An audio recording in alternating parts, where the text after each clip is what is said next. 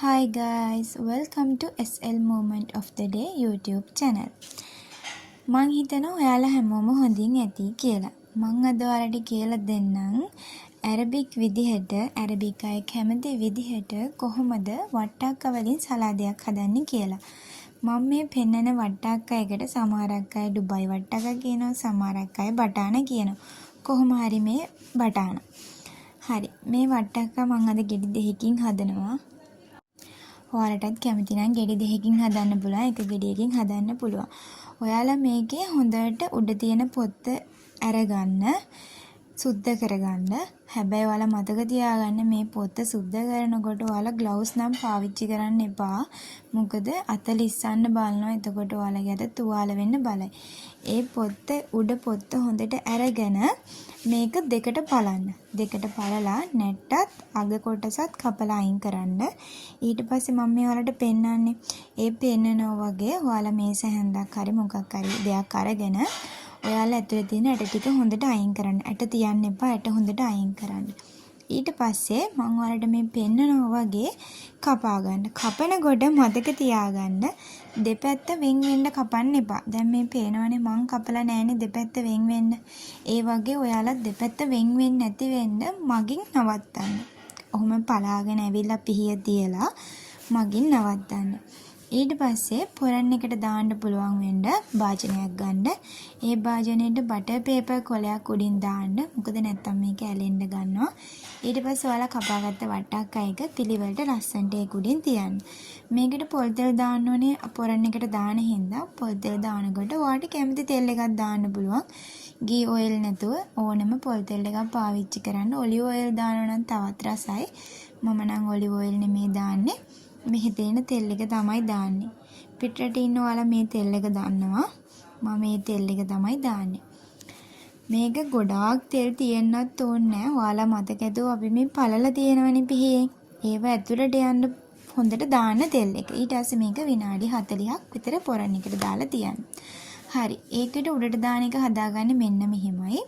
සුදු නූල් ටිකක් අරගෙන තලා ගන්න, නැත්නම් ග්‍රයින්ඩ් කරගන්න. කොහොම හරි කමන්නේ. ඔයාලට කැමති විදිහට පොඩිවට ලිහිණියට ලියා ගන්න. ඊට පස්සේ චාතියක් අරගෙන සෝස් පෑන් එකක් අරගෙන ලිපේ තියාගන්න. ලිපේ තියාගෙන ඒකට ඔලිව් ඔයිල් දාන්න. පොල් තෙල් දැම්මත් කමන්නේ. ඔලිව් ඔයිල් තියෙනවා නම් රසයි ගුණයි ඔක්කොම. ඔලිව් ඔයිල් දාන්න. ඔලිව් ඔයිල් දාලා මේක ටිකක් රත් වෙනවනේ. රත් වෙන්න ඇරලා ගොඩාක් රත් වෙන්න අරින්න එපා. සාමාන්‍ය ප්‍රමාණයට රත් වෙන්න ඇරලා ඔයාලා අර හදාගත්ත සුදු නූල් ටික ඒකට දාන්න. ඒකට දාලා කළු වෙනකන් සුදු නූල් තියන්න එපා. සාමාන්‍ය ගානට අර මම ඔයාලට මේ පෙන්නනවා වගේ වෙනකොට ඊට පස්සේ ඒකට දාන්න පප්‍රිකා කියන්නේ මෙහි තියෙන මිරිස් කුඩු වලට. මිරිස් කුඩු හැන්දක් දාන්න. ඊට පස්සේ මම ඔයාලට දාලා තියෙන්නේ කොත්තමල්ලි කුඩු හැන්දක්. එතකොට මේ මිරිස් දානකොට ඔයාලා පොඩ්ඩක් වැඩිපුර දාන්න. එතකොට රසයි. මම වට්ටක් ඇට චුට්ටකුත් දානවා. මම මේ විනාඩි 40කට විතර පස්සේ 40කට 45කට විතර පස්සේ පොරන් එකෙන් එළියට අරන් මම මේ ඔයාලට පෙන්නන්නේ පොරන් එකෙන් එළියට ගත්තට පස්සේ. පේනවද ඔයාලට හොඳට?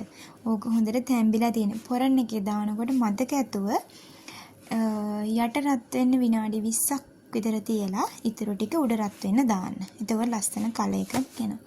ඔයාලා පාවිච්චි කරන කැමති භාජනයක් ගන්න. මම නම් මේ ලෙබන් දාලා තියෙන, වෙන මුකුත් දාලා නැහැ. ලෙබන්. ඒ ලෙබන් එක උඩින් ඒ භාජනේට ලෙබන් දාලා ඒ ලෙබන් එක උඩින් ඔයාලා අර ගත්ත වට්ටක්ක ටික පොරන් එකට දාලා ගත්ත වට්ටක්ක ටික ඒක උඩින් තියන්න. මම මේ තියලා තියෙන විදිහට තියන්න. මම ගත්ත භාජනේ 4ක් තියන්න ඉඩමදි. එකක් යරට දාලා අනිත් තුන උඩට දැම්මා. ඔයාලට පේනවනේ මම තියලා තියෙන විදිහ. ඒ විදිහට ඔයාලත් තියන්න. දැන් ඔයාලට මතකයිනේ අපි ඉස්සෙල්ලා අර ලිපේ තියාගත්ත සුදු නූලු, මිරිස් කුඩු එන්න ඒ ටික පිළිවෙලට ලස්සනට හැන්දකින් මෙන්න මෙහෙම ඇතුළට වෙන්න දාන්න. මම මේ දාන විදිහට ඔයාලත් දාන්න. ලස්සනට.